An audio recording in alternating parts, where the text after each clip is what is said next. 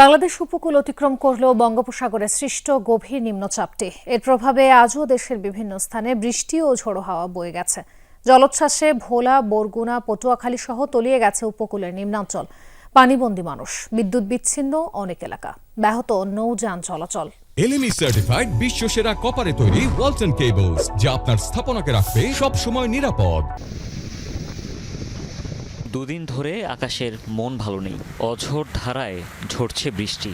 স্বাভাবিকের চেয়ে উঁচু জলোচ্ছ্বাসে প্লাবিত নিম্নাঞ্চল, দমকা হাওয়ায় বিপর্যস্ত উপকূলীয় জনপদ। ঝড়ো হাওয়ায় গাছপালা উপড়ে যাওয়ার জোগাড়। বঙ্গোপসাগরের কোলঘেঁষা জনপদ নোয়াখালী, জোয়ারের তোড়ে কোম্পানিগঞ্জ ও হাতিয়ার তিনটি নদী তীরবর্তী বাঁধ ক্ষতিগ্রস্ত হয়েছে। ঘরবাড়ি, সড়ক সবই হাঁটু পানির নিচে। চলতি মৌসুমে সর্বোচ্চ 285 মিলিমিটার বৃষ্টিপাত রেকর্ড হয়েছে এ অঞ্চলে।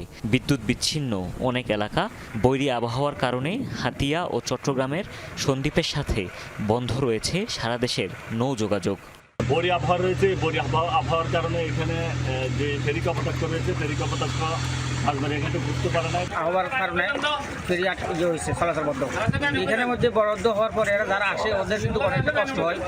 দুদিনের ঝড়ে বিপর্যস্ত দক্ষিণাঞ্চলের জনপদও। কয়েক ফুট উচ্চতার জলোচ্ছ্বাসে তলিয়েছে উপকূলীয় জেলা বরগুনা। পানির তোড়ে ভেঙেছে মানিকখালী ও উত্তর ডালভাঙা এলাকার বেড়িবাঁধ, প্লাবিত কয়েকশো পরিবার। বৈরী আবহাওয়ায় নাকাল দ্বীপ জেলা ভোলার নদী তীরবর্তী মানুষ। বিধ্বস্ত ঘরবাড়ি, মাথা গোজার ঠাঁই হারিয়ে বিপাকে উপকূলবাসী। ঝালকাঠিতেও প্লাবিত নিম্নাঞ্চল, ভেসে গেছে পুকুরের মাছ। ক্ষতিগ্রস্ত পটুয়াখালী বাউফলের তেঁতুলিয়া নদী পাড়ের সড়কও। সবকিছু কষ্ট দুঃখ করতে আসি, আমাকে থাকারও জায়গা নেই, খাওয়ারও কোনো ব্যবস্থা নেই। কালকে আমাদের 200-250 মহিষ চলে গেছে, আমরা নদীতে চলে গেছে। কিছু কিছু মহিষ গরু মানুষে উদ্ধার করছে। ঝড়ো হাওয়ায় উত্তাল সমুদ্র, ঢেউয়ের তোড়ে পতেঙ্গায় আছড়ে পড়েছে দুটি জাহাজ।